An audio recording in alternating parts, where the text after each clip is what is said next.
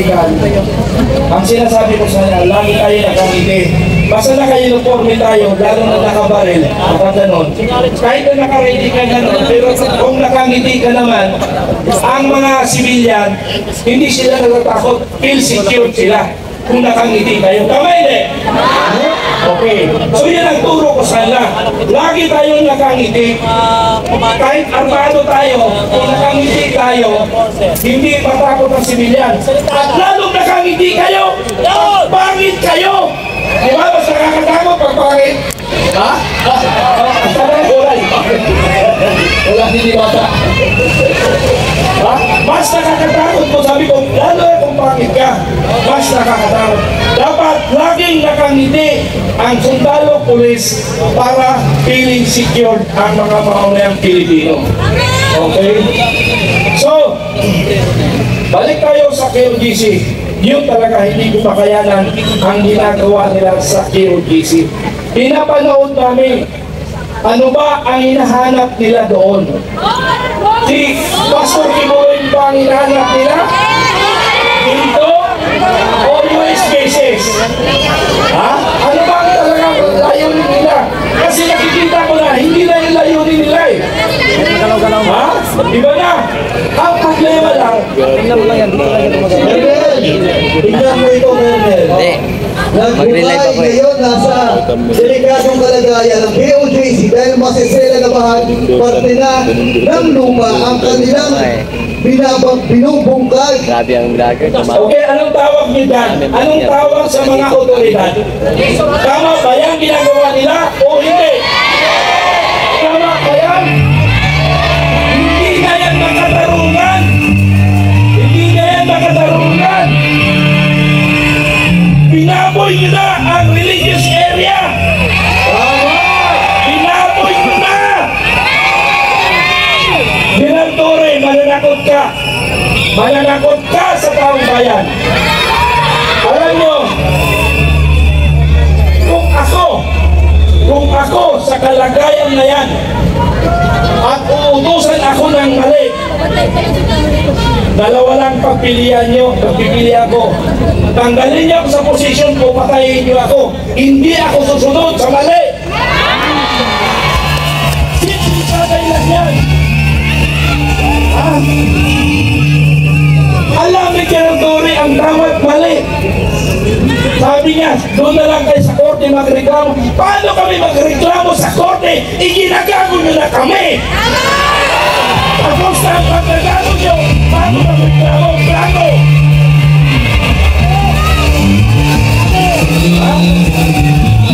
Mali! Magreklamo kayo sa korte. Itapos na yung galit ko. Pagreklamo ko doon, nawala niya yung galit ko, tapos na. Mali. Alam mo sa totoo lang, ayaw ko na, parang gusto ko amunin yung suntukan, kahit balikan ako, ayaw amunin yung suntukan yan. Ha? Maganda to. Kaya ko. Kasi ilan na siguro, ang ilan niya is 53. 53 siya, ako 62. Kaya ko pa siya. Kaya pa. Inles ka, o hindi pa, kaya. Pero pag 40 plus, hindi ko na kaya. Okay. So, kaya ko nagsasalita dahil hindi ko na talaga kakayanan ang ginagawa, ang nangyayari sa KOGC. So, ano ang solusyon natin sa KOGC? Wala tayong magagawa sa ginagawa ng gobyerno. Dahil sila ang gobyerno, sila ang power. Pero may magagawa tayo. Anong magagawa natin? Anong magagawa natin? Anong magagawa natin?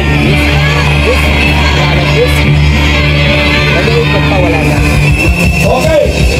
Ang magagawa natin, magkaisa tayong sambayanang Pilipino. Magkaisa tayong sambayanang Pilipino. Hindi tayo bulag, hindi tayo pingi. Ha? Hindi tayo bulag at hindi pingi. Alam natin ang nangyayari sa ating bansa. Magkaisa tayo. Magkaisa tayo. Magkaisa tayo. Magkaisa tayo. Magkaisa tayo.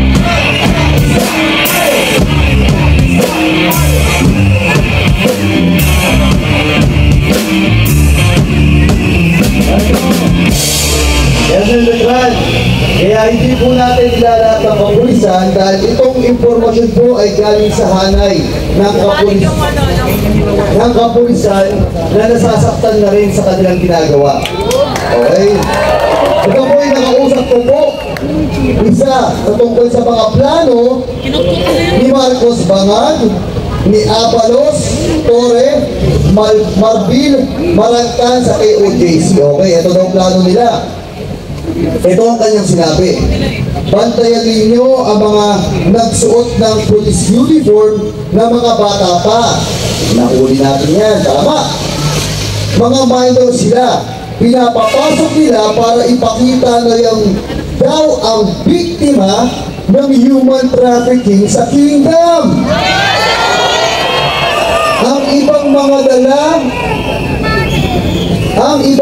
dala nila na nasa bag at cellphone ay mga damit ng mga minor para yun daw ang ebidensya na gagamitin para idiin nila na may human trafficking victims dyan sa KOJC compound. Please, ipakalat po natin sa SMNI News para ma-aware sila.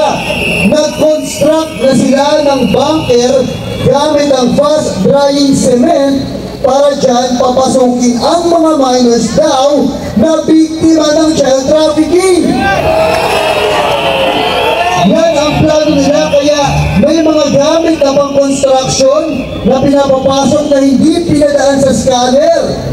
It takes just para ma-inform ang SMNI News sa lahat ng ating mga kababayan dahil yan ang plano ng PNP para ma-pursue ang human trafficking violation laban sa KOJC. Ito, dagdagan ko pa mga kababayan. Ngayon po,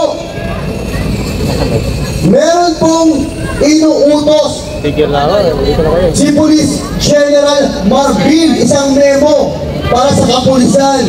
Nag-issue po siya ng memo directing all Philippine National Police personnel to like and share and comment on the PNP propaganda against the KOJC to mislead the Filipino people that they were supported by the majority.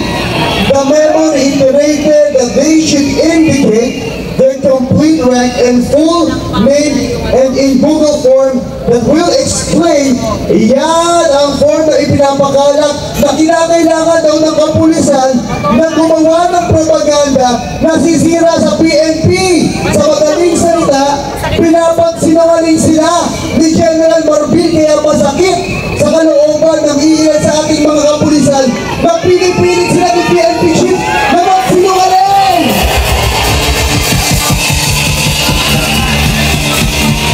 Kapalan sa ngayon na nagsinungaling ng pulis. Ito yung form. Ito yung form na ipinapakalat kayo sa kapulisan. Ano masabi ng Colonel Medran dito? Yung sinasabi ko, no? Wala na tayong maasahan. Wala na tayong maasahan sa gobyerno. By all means, gagawin na nila. So dapat na kailangan magkaisa tayo. Pero mo, ang ating inaasahan na magpuprotekta sa atin, sila pa.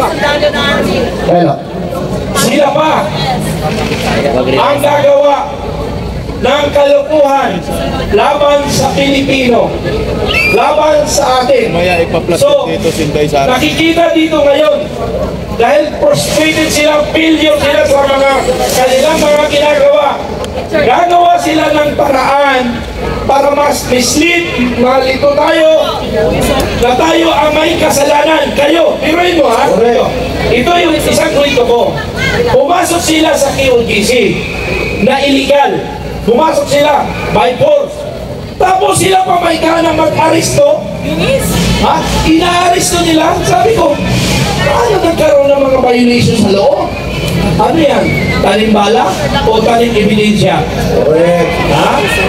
So yan ang problema. Colonel, anong masasabi mo dito na may pulis na nakasuot ng flag ng US at meron pong airborne Special Force. Special Force course. Okay. Okay. Okay. Yan ay graduate ako po dyan.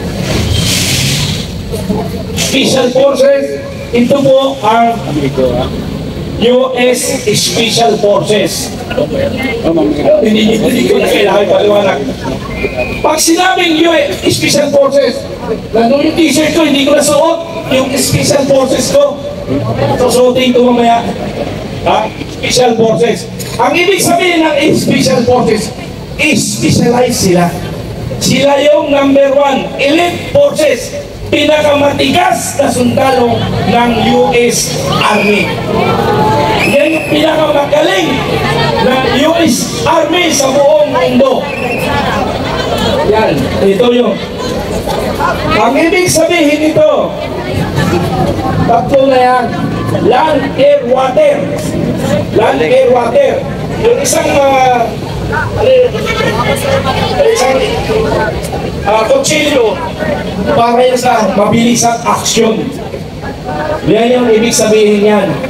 Yung sana susutin ko kanina, nasa sasakyan ko lang. Kasi hindi ko kaya kundi sinuot kasi baka galit yung kapwa ko Special Forces. Ano? So, Special Forces, nasa loob ng KUGC, ano yun? May tira na ba sa loob ng KUGC? Sara na dyan. Okay po, sa ulat.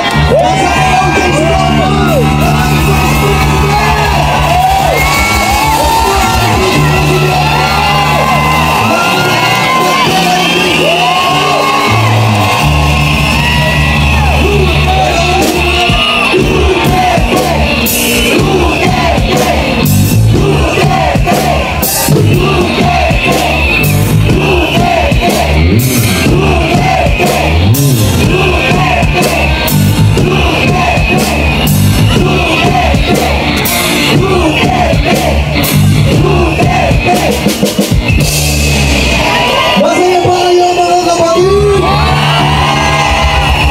Masaya ba kayo? Ayan! Bisita ko ba ito? Ayan! Bisita sa ating kapatid!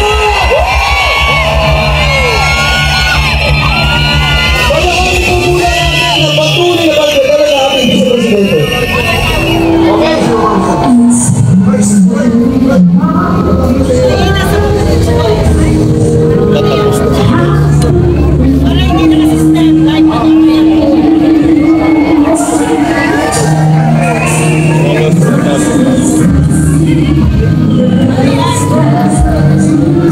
Pito nila KPL. Go off lang. Sila lang ang kilala doon.